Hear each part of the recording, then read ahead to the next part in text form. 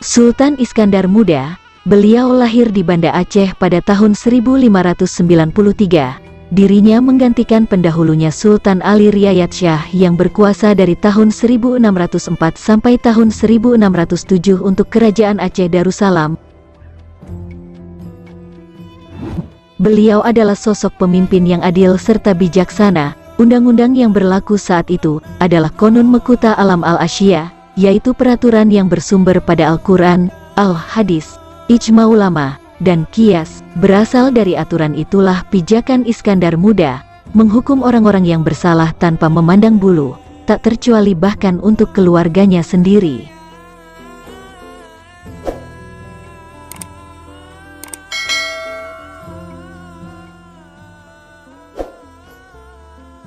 Waktu semakin berlalu, begitu pula usia sang sultan sudah tak muda lagi. Ketika sedang duduk di singgasananya, terbesit nasib rakyatnya di masa akan datang.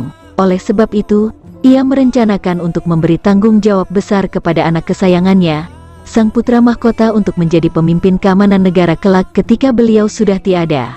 Dia adalah Merah Pupok, yang digelari Sultan Muda atau Potecut, berwajah gagah mewarisi ketampanan wajah sang ayah.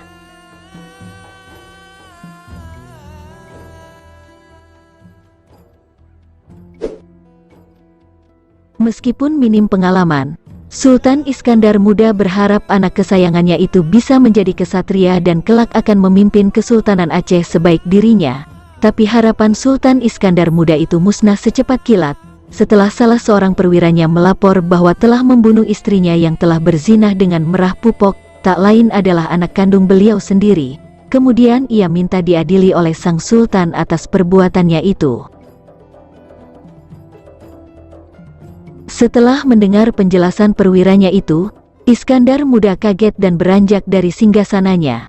Sebelum perkara itu dibawa ke pengadilan, ia memastikan terlebih dahulu apakah benar laki-laki yang berzinah itu adalah anaknya sendiri Merah Pupok. Ketika bukti dan data-data sudah terkumpul, perkara siap dibawa ke pengadilan. Merah Pupok mendapatkan hukuman rajam sampai mati dari pengadilan.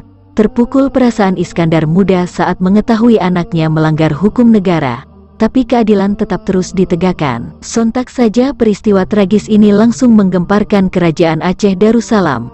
Ketika itu, Sultan Iskandar Muda pun berjanji akan menegakkan hukum dengan seadil-adilnya. Dia akan menghukum penggal leher putranya itu dengan tangannya sendiri.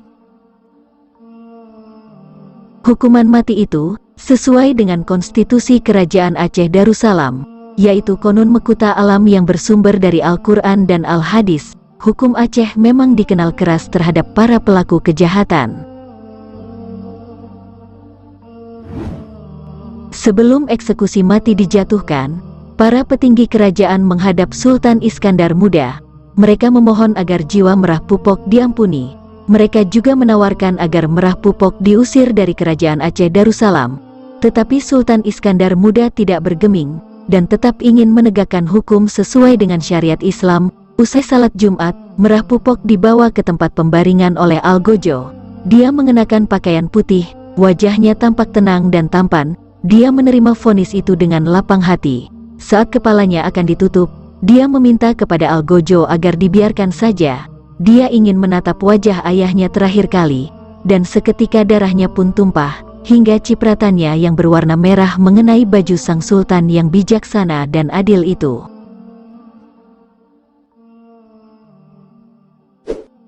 Jasadnya lalu dimakamkan di lapangan pacu kuda yang kini bernama Kerkhof.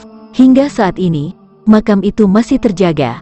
Saat ditanya kenapa Sultan Iskandar Muda tega menghukum Merah Pupok, dia mengatakan, "Mate anak najirat, mate adat hotamita," yang berarti mati anak ada makamnya.